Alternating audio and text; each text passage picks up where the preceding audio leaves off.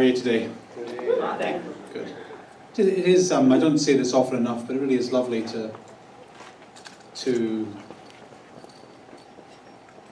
have a church like you to go to on a Sunday morning. Nice to have you. No, I mean like each other. Do you know what I mean? Like, it's nice to be with other people who are not perfect and no, I'm not joking. It's because I think we live in a world that pressures us towards perfection, and invariably we don't match up. We don't match up to other people's standards, and we barely match up to our own. And so it's nice to be in a like-minded environment where we can work out our issues and talk about life and stuff with friends. So it is lovely to be here on a Sunday morning, and I always come with enthusiasm, and I know you do too. Anyway, enough of that. We're looking at the Ten Commandments. We're talking about family values and how the Ten Commandments relate to our family values. And this morning we come to one of those lines in the Bible that is instantly dismissible. Not because we disagree with what it says, or because what it says is unworkable to us, but simply because we've got this one covered. For those of you joining us online, we're looking at the 8th of the 10 Commandments, which simply says, "You shall not steal."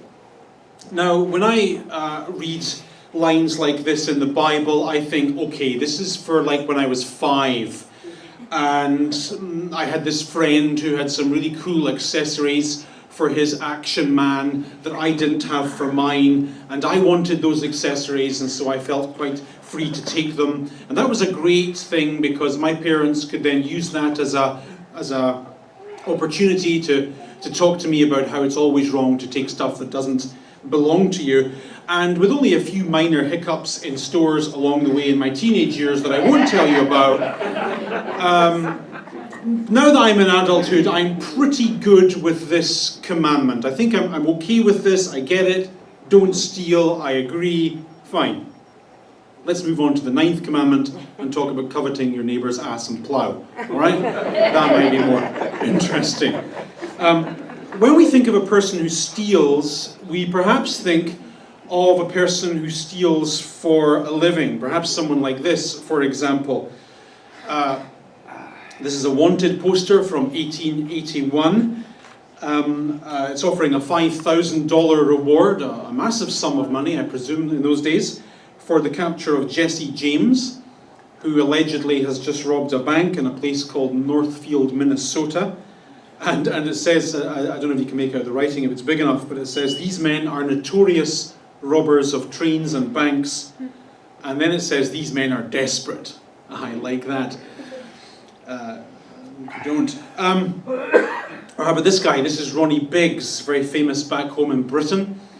He was part of a gang that took part in the 1963 Great Train Robbery. He was caught, sent to prison, subsequently escaped and fled to Brazil. And his story is an interesting one.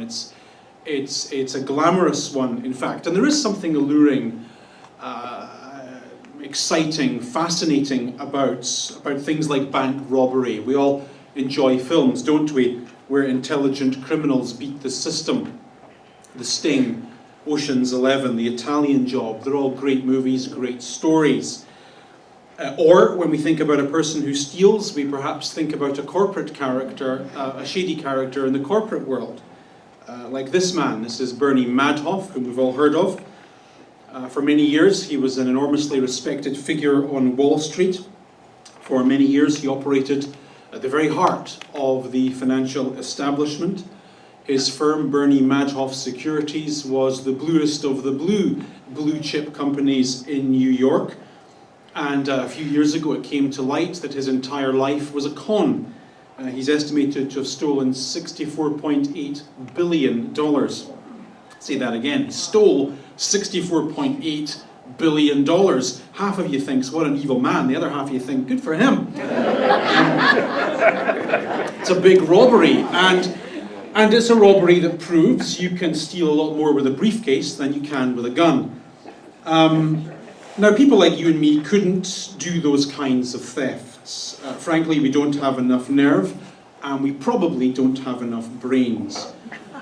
But what we do have in common with people who steal things for a living is a misguided sense of entitlement. Stealing, I think, is closely connected to our relationship with things. When I saw that my 5-year-old friend had guns and grenades for his Action Man that I didn't have for mine, I quite naturally wanted those things. And to my 5-year-old mind, it felt wrong, unjust, improper that he would have those things and I would not.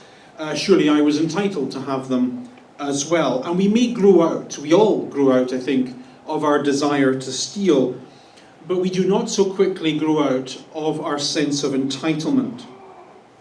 And it's that wrong-headed sense of feeling that we're owed things, of feeling that we're entitled to things, that brings us quite close sometimes to crossing the line of this most straightforward of the 10 Commandments. I read an interesting article this week about hotel theft. The online travel agency Orbitz conducted a survey of their customers. They wanted to get a handle on how many people steal things from hotel rooms. Before we read the results of their survey, let's just do a quick one of our own. How many of us take things from hotel rooms? Ever? Right. And do any of us feel that's wrong? Do we feel a twinge of guilt at all? Not a bit. No, not a bit. Good. Told you could be yourself here. In Orbitz's survey, they found that 61% of people take unused toiletries. Yeah. Okay. 18% of people take towels. Yep.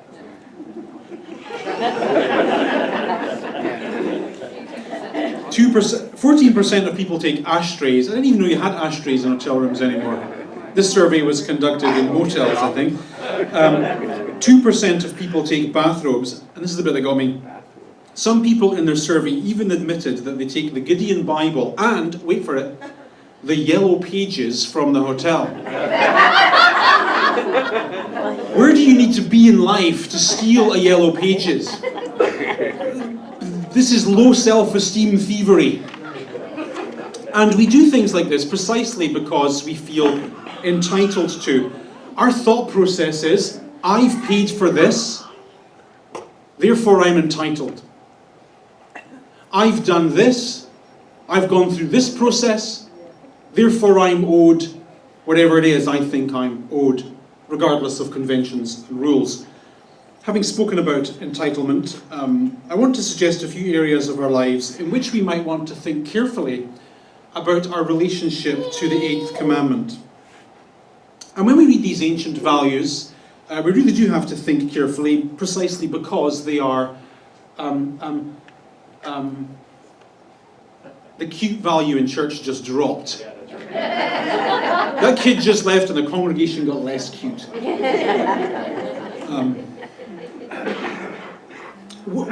We have to think carefully about things like this in the Bible because they're written a long time ago in a very different environment and different culture.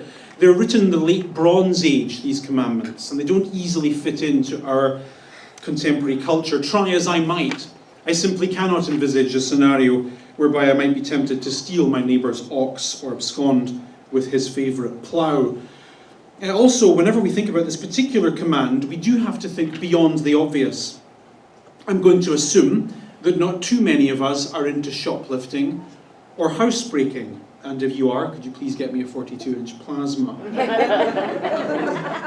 That kind of thing is obvious, and the obviousness of it allows us to dismiss this part of the Bible as an irrelevancy and not think about it.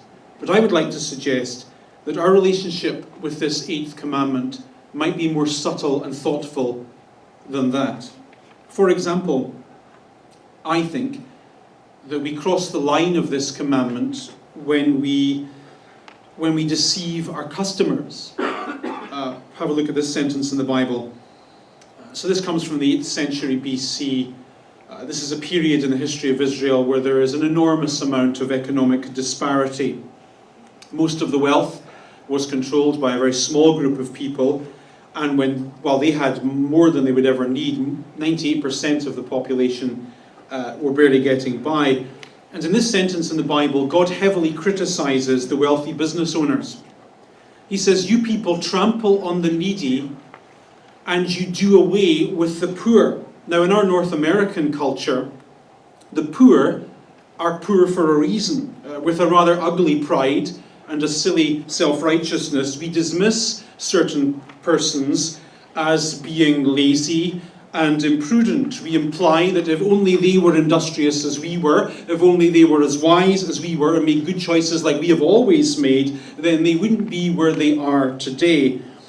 Where they are today is their fault, not ours, therefore I shouldn't care. And whatever the truth or lie of that feeling, it is most certainly an unbiblical one to have. In the Bible, God is always on the side of the people who are struggling. God's heart always goes out closest to the people who are not doing that well in life and who are going through some difficult, trying issues. And the criticism here in this sentence is that the rich people are selling the poor people ridiculously bad products for a ridiculously inflated price. And so he says, you skimp the measure, you boost the price, and you cheat with dishonest scales. Notice the cadence of the sentence. You skimp the measure, you boost the price, you cheat with scales. Don't you feel that that perfectly describes our world? Everything seems more expensive than it should be. Products seem less good than they ought to be. The foundations of the free market economy laid down in the 18th century by a Scotsman, by the way. You're welcome. Those foundations said that we will all get prosperous and the world will get better if everyone will charge a fair price for a good product. Adam Smith, in his great thesis, actually says this. He talks about a butcher and he says, if the butcher will sell really good quality meat at a really good price, good product, good price, good service, good price, then everyone will be better off and more prosperous and the system will work for everyone. This is the way the economy, the global free market was meant to work. And I think some time ago we lost sight of this point. For example, when a lawyer writes a letter that doesn't need to be written, that's boosting the price, isn't it? You ever experienced that? You get a bill and you're like, what? When an accountant bills for hours that don't need to be billed, that's boosting the price. And so we live in a culture where we have to read every item on the invoice and scrutinize every line in the small print because we know that we live in a world where it's just nature not to charge a fair price for a good product. We know quite the reverse, actually. We know that it is the nature of our society to boost the price as high as it will go. This is why when we're looking to get a job done around the house or get a quote for a professional service or something, we're constantly amazed by how much things cost. I don't know about you, but when I get a quote from someone for something, my reaction is often, what? I was asking you to do one simple job, not separate conjoined twins. But do you know what I mean? Charging more than a product is worth, for most of Christian history, was considered below the belt. Luther, for example, said that a Christian shoemaker has a religious duty to make really good shoes and sell them for a fair price. For most of Christian history, gouging people just because you could was always thought to be living below Christian values. One cannot help but see the Christ-likeness in what Gandhi said. He said, what is a man if not a thief, if he openly charges as much as he can for the goods he sells? But that's not our world. In our 21st century marketplace, it's normal for us, it's expected of us to boost the price as high as we can, simply because we feel we're entitled to. That's the way the world works. Remember the famous speech in the 1987 movie Wall Street, Gordon Gekko? Do you remember that speech? Greed is good. Greed is right.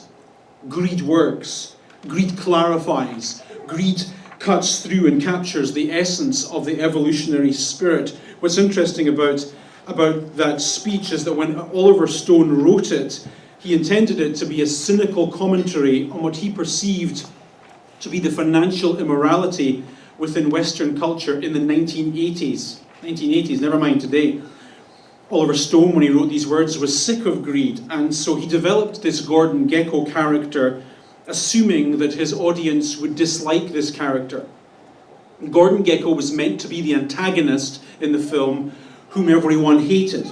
He assumed that when cinema-going audiences saw a man whose greed caused him to put the economics of a deal before the ethics of a deal, whose income mattered more to him than his integrity, whose cash flow was more important to him than his character, he assumed that audiences would dislike this character.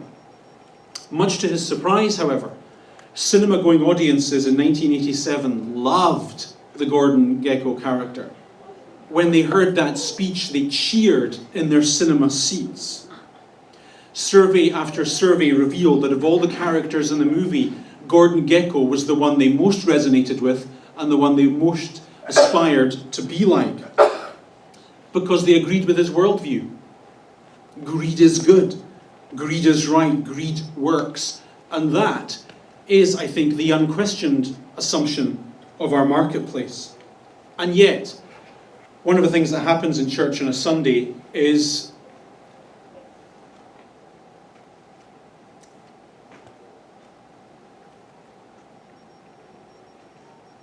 we hear a different voice. A voice that challenges our assumptions and our values that we don't question during the week. And so this is meant to be discordant to us. And so it needs to be said, I think, that there are just enough sentences in the Bible that equate charging as much as you can just because you can, that equate gouging people with dishonesty and stealing. There are just enough sentences like that in the Bible to give us pause for thought. And so perhaps the question as Christians ought to be, not how much can I possibly get out of this deal, but what is fair, what is right, what is reasonable for everyone. Another thing I would suggest is that we don't live up to this value when we deceive our suppliers. There's a principle in the Bible, a very important principle, that each person should be paid a fair day's wage for a fair day's work. And yet when we like that principle when it applies to us. But yet when we buy something off someone else, either in a business or retail setting, we constantly look for ways to sidestep this principle. Just this week I was listening to 97.3 Easy Rock in the morning, because I'm from the 70s. And there was this DJ talking about how easy it is now to negotiate people backwards. And the DJ was advising people to go into stores and say to the shopkeeper, hey, I'm not willing to pay that price, what's the best you can do it for? And I got kind of angry listening to the article because I know people who have businesses and I know that they need every dollar that they can get. Don't you hate it when your customers eat away at your margin until you get to a place where you're ending up working for nothing? Don't you hate that? It's wrong. I think that in Christian business, a deal should not be considered a deal until everyone's happy. That's how it should work. And yet in our culture, it's just the norm. We expect that it's okay to screw people down to the bare boards out of a misguided sense of entitlement. Our selfish view is that in this deal, I should have all the profit and you should cover your costs. That's how we go about things. I get all the profit, you cover your costs. And I think that's wrong. Our desire to buy products cheaper and cheaper has left us with plazas full of stores selling cheap, useless garbage that pollutes the environment and ends up in landfill sites. We like to moan, we all do, about the demise of manufacturing in Canada and the expansion of overseas goods in the marketplace. And we like to blame the government. That's what we do. Oh, the government have killed manufacturing. But it's our fault in certain ways. We don't want to pay a fair price for a good product. We want to put people out of work by insisting that they do it cheaper and cheaper and cheaper. Why are there sweatshops in Asia? I don't know the real reason. It's because in Canada, there are stores full of crap that nobody needs, but everyone wants. In fact, I think I just described Bolton.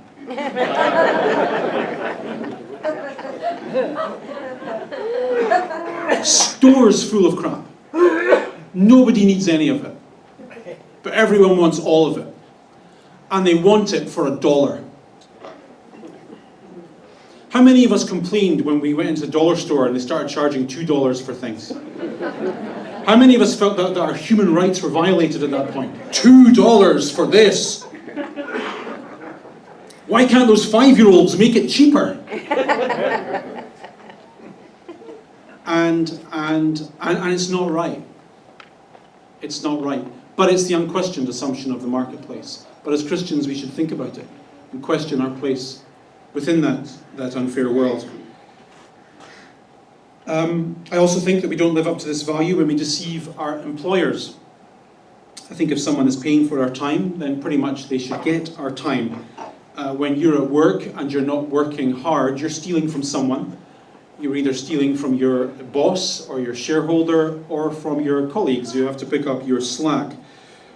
And yet, because of our sense of entitlement in life, we feel that we're owed an easy ride. We feel it's okay to take things from work. We don't call it stealing, we use metaphors and synonyms. We think that the company we work for are rich, so therefore they owe me this paperclip. They owe me this creative travel expense. Sorry, I didn't mean to touch a raw nerve. I remember when I first came to Canada, I'm not suggesting this is a Canadian thing, but I've been a pastor, I think, for 18 years now. It seems, I feel old saying that. And I think in those 18 years, I've never once claimed a meal. And that just seems normal to me to say that, but my view's always been, you get your wages and you do your job, and there's not this silly thing. Some of you have jobs that are not like that, and I'm not criticizing you, but that's the way I've always worked. Anyway, when I first came to Canada, I went out for lunch with a colleague, different church, and at the end of lunch it was like, so, are you going to expense this or will I? I'm like, what? Do you expense this or do I? I'm like, well, what? So the church buy you lunch? Is that how it works? Oh, yeah. Does that feel wrong to you? It feels wrong to me. It feels unfair. It's different if you're out of town on business. But in small ways we do this with our places of work. We expense things, we claim things, we take things, we slack off from things. And we think it's not important because everyone does it and nobody's watching and nobody cares. Apparently in the Bible, though, God is watching and God does care. Have a look at this sentence. It comes from a fascinating book in the Bible, the book of Job. And it says, "His eyes are on the ways of men. He sees their every step." Oh no. "There is no dark place, no deep shadow where the evildoers can hide." That's just not fair. And it's a scary truth, but it's a strangely motivating truth. And what it would suggest to us is that we ought to be working on our Christianity so that we get to a point where our Christianity makes a difference in our life when no one is watching. When we're on our own, in a different environment, in a strange place, where no one knows who we are, where we can get away with anything we want, in that place, our Christianity should make a difference in our thoughts and our behaviours. Quite a challenge. So anyway, I think you get the point. Living this value, you shall not steal, is a little bit subtler and more thoughtful than we want to imagine. It's not just about, taking lipstick in a shop that you shouldn't, or robbing a bank. It's about how we conduct ourselves in the marketplace. And it's a subtlety, I think, that requires a recognition of wrongdoing and a willingness to change our ways. I thought, just to finish off before we go to your questions, if there are any, we'd look at an example in the life of Jesus where he meets a man who's been doing it wrong and then begins to do it right. This story comes from the Gospel according to Luke chapter 19, that tells us that Jesus entered Jericho and was passing through. And a man was there by the name of Zacchaeus. Stop. This man's name, Zacchaeus, tells me that he came from a good religious family who had very high moral hopes for their newborn son.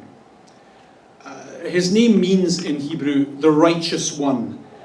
And in the corrupt and economically disparate world of first century Palestine, parents gave their children names like Zacchaeus as a form of protest, as a way of saying, we're sick of the greed and the corruption and the unfairness of the way the world is. And our hope for our children is that they will grow up in a world that is different.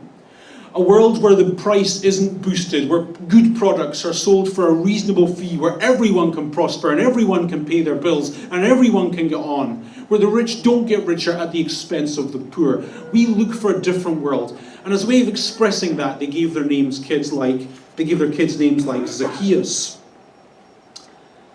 Sadly, in the case of this particular Zacchaeus, the name proved to be a little incongruous, for Luke tells us that he was a chief tax collector, which is Luke's way of saying this person steals for a living. This person is the first century equivalent of a 21st century corporate criminal. In the ancient world, as you perhaps know, governments didn't raise taxes directly. There was no Roman or Jewish CRA agency. The Roman government and the Jewish government divided Palestine into a series of tax franchises. And each year they auctioned off these tax franchises to the highest bidder. And once you got your hands on a tax franchise, your job was then to collect tax with the help of Jewish and Roman soldiers for the government. And in the first century, as I think I've told you before, these taxes were brutal. In some areas in Palestine, the basic rate of government tax ran as high as 60%.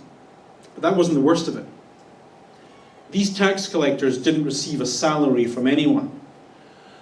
So they made their money by adding on fees, surcharges, levies. Do you know the type of thing? Do you ever get a bill, like when you buy an airline ticket, for example, and you look at it, and there's like a fuel fee, and a baggage handling fee, and a going there anyway fee, and a fee for having a fee. I went on a free flight 2 years ago to Italy, and the free flight was like $400. Fee, you know what I mean? Just fees. Well, first century tax collection, that was the way it was. So they would, in addition to their 60% tax that they had to raise, they would add on as much as 15% in levies, fees, surcharges, and stuff they just made up. So how much would you hate these people? You have to pay 60% tax. And in addition, you have to pay some thug another 15% just for the privilege of gouging you on the 60. Do you feel good about any of these people? Little wonder that Luke says that this tax collector was wealthy. Of course he was wealthy. He'd been gouging the poor for years and getting away with it. He was supposed to grow up in life and do the right thing. But perhaps out of a sense of entitlement, he says to the poor, hard-working people of his village, I don't care about you, I only care about me. You barely get by, I get all the profits. I don't care about you paying your bills, I only care about me getting more and more and more. However, regardless of how shady he was, regardless of how corrupt he had become, for some reason he wanted to see Jesus. And I like that, because I think we're all a little bit shady, right? All a little bit corrupt, all a little bit dodgy. Fair enough? Me either. But for some reason this person wants to see Jesus. Why? Well, we can speculate that as a Jew, Zacchaeus, however shady and however corrupt, is interested in being right with his Maker. Perhaps he's heard that Jesus speaks about the kingdom of God, about an age to come that's going to be better than the age that is, and perhaps he's heard that in this kingdom of God there will be a place for the shady and the corrupt and the cheating and the damaged and the broken. So anyway, where are we? I love this sentence. He couldn't see Jesus because he was a short man. You just know that Luke didn't like him because he was a tax collector. So this is Luke's way of adding a little subtle dig. Oh, he was one of those small people, you know? Napoleon complex, you know the type. Little body, big idiot. Anyway, so he wants to see Jesus and he can't. So we're told that he ran ahead, climbed up a tree since Jesus was coming that way. Now, this is interesting because rich people don't do this. This is beneath his dignity as a successful first century business person. So he goes out on a limb, he climbs a tree, isolated from the crowd, isolated probably from his family, isolated from his faith, probably disturbed by the moral contradictions in his own conscience.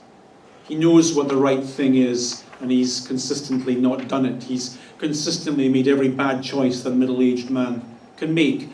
And there's just enough good left in him to be bothered by that.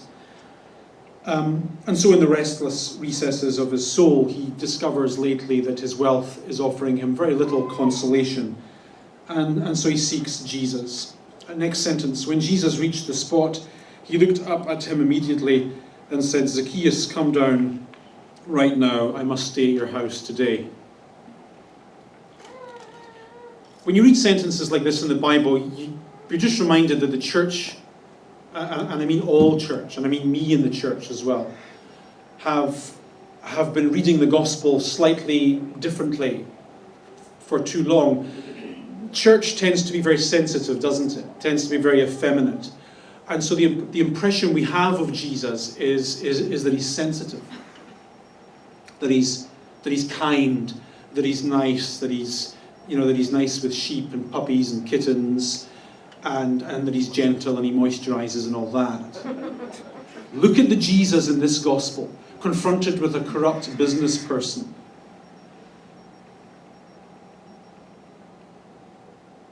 I like this Jesus. For the same reason I liked Pope Francis. Remember what he said lately? You know, if someone insulted my mother, I'd punch him in the face. Did you agree with the Pope when he said that? I did. This is Jesus. It's the same thing. It's exactly the same thing. Walking along, "Oi, you, down here now." This is aggressive. This is no nonsense. "I'm coming to your house today. Coming to see you." This is a bit intimidating, a bit threatening. Now, Jesus is a rabbi.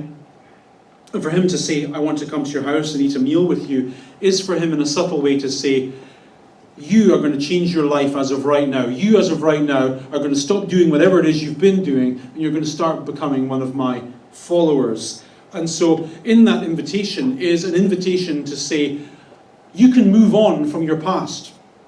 You can move on from your corruption and your stealing, and you can live a different sort of life. And so Zacchaeus came down and welcomed him gladly. And then later we're told that he stood up and said to Jesus, "Look, Lord, here and now I give half my possessions to the poor.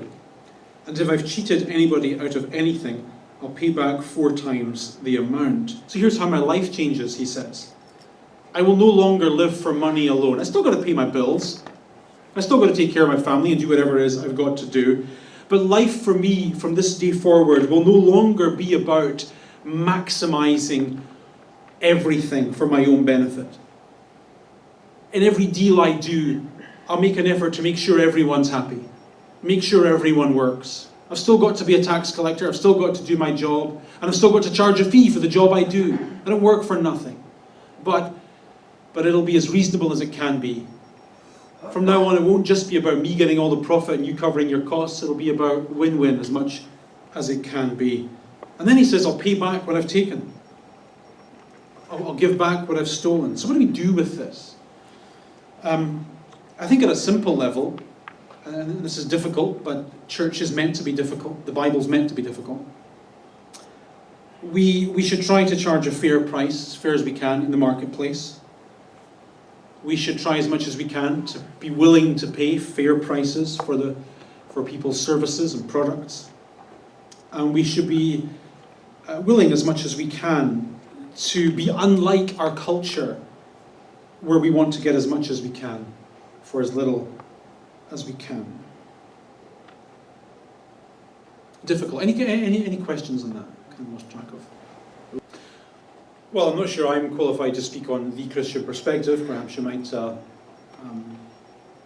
perhaps the gentleman I mentioned earlier might, in Rome, might be more qualified to talk on the Christian perspective than I. But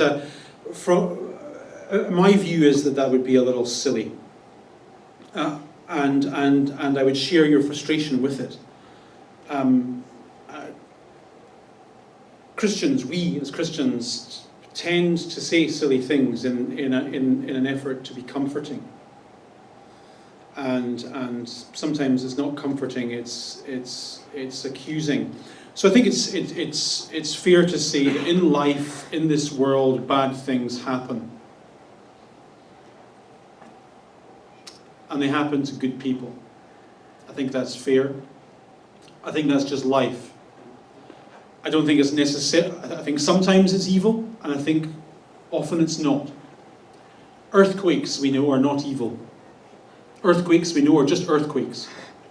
Earthquakes, in fact, are part of the consequence of living in this beautiful planet. If there are no moving tectonic plates, life on Earth isn't habitable.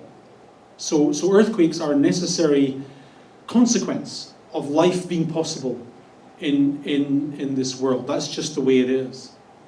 So when 1,000 children die in an earthquake, it is appropriate as a Christian, I think, to say, oh my goodness, that's terrible. Let's do whatever we can to help. It's perhaps appropriate to ask the question of theodicy. How does this happen? Why is this allowed? Our faith makes room for doubt, and it's okay to have doubts and questions. That said, I think it's also entirely appropriate for the parent of the one child who survived in that earthquake to say, I thank God for this miracle. I thank God that my child lived. Even though that raises all sorts of other questions and complications and issues. So the general answer to the question from my perspective, I'm not sure I can speak for all Christians, but would be to say that, yeah, bad things happen to good people. Has that been your experience of life? Bad things happen. And they're not necessarily anyone's, the devil's fault or God's fault. Sometimes it's just life. Sometimes it's the consequence of being a human. And sometimes it's because you make really bad decisions. So does that answer? Is that fair? Yeah, thank you. Thank you. Good. Sorry, yes, one more, as fast as we can. Hi, you gave some. I actually think. I'm a father of teenage children myself, and I think children are more in tune with some of the examples that I gave than we are. For example, and I'll be perfectly honest about this, I don't care about the fact that the shirt I'm wearing today was made in a sweatshop. I should. I try to care. But honestly, I'm not sure I do. My teenage children do.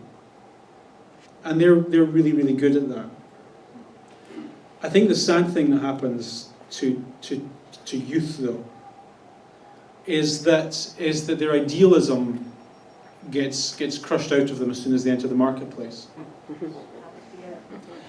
And so teenagers, I actually admire them, not worry about them. It's us middle-aged folk I worry about. Because we abandon our values because of the realism of the marketplace. And so I look at the teenagers in our church, and I actually look up to you, and would plead with you to not give up your values and to be as principled as you currently are for as long as you can be, but say to you it will be a struggle to maintain the values, because you will soon enter a marketplace that will crush the decency and the humanity out of you and rob you of your soul. Have a nice week. Beware the cubicle. The cubicle beckons. That's, I was slightly frivolous at the end, but is that a fair answer to your question? Okay, thank you. God bless you. God bless you from the bottom of my heart, from the kindness of Jesus. Have a great week.